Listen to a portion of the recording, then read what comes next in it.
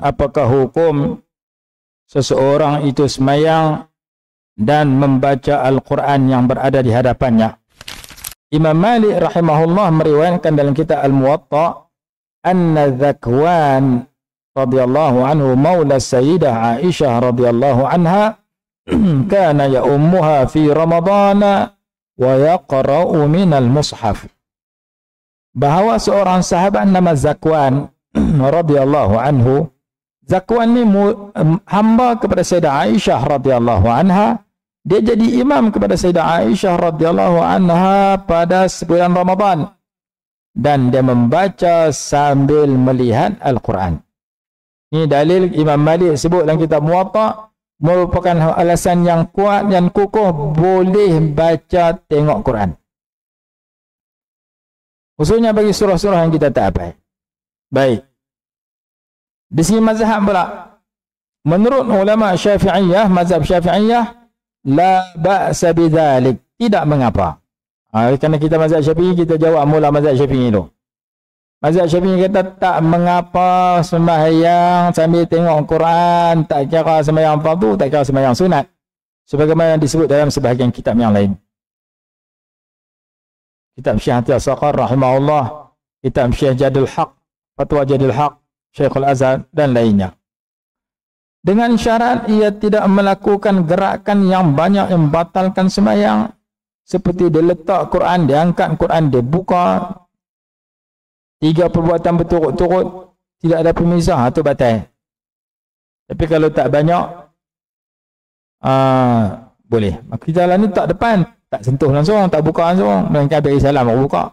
Maka tak termasuk dalam yang disebutkan di sini, iaitu menggunakan gerakan yang banyak. Imam Nawawi rahimahullah sebut dalam kitab Majmu', walau qallaba awraqal mushafi ahyanan fi salatihi lam tabtul. Kalau sekali muka surat lama-lama sekali, tak batal sembahyang. Amal kita tak kali langsung pakai tak itu saja, lagi-lagi dah boleh. Maka pendapat pertama menyatakan membaca dalam sembahyang sambil melihat al-mushaf hukumnya harus di kalangan ulama Syafi'iyah, dan ia juga harus di sisi ulama Malikiyah. Pendapat kedua mazhab Maliki. Mazhab Maliki kata harus, tetapi mazhab Maliki menyarankan, dia kata walakin mahallu dhalika huwa fit tarawih wan nawafil. Dalam sembahyang tarawih dan sembahyang sunat. Yang fardu bagaimana wahai ulama mazhab Maliki? Depa kata makruh. Itu alasan, itu pendapat mazhab Maliki. Mazhab yang ketiga, wal Hanabilah kal Malikiyah fil jawazi fil nafli wal karahati fil fardi ma'a sihhati salah. Mazhab Hambali sebiji macam Maliki.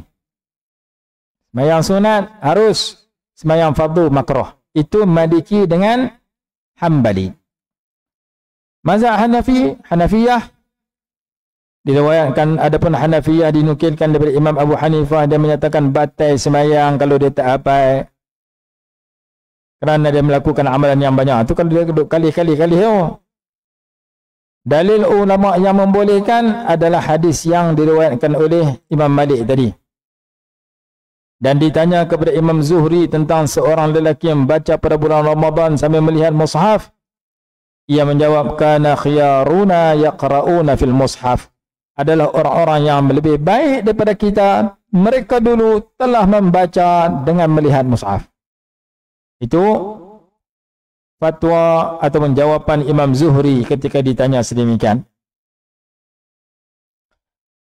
Dalil yang tak boleh pula, mereka meriwayatkan dalam hadis diriwayatkan oleh Ibnu Abi Daud, Ibnu Abbas radhiyallahu anhuma berkata, nahana amirul mu'minina anna umman nasa fil masahif.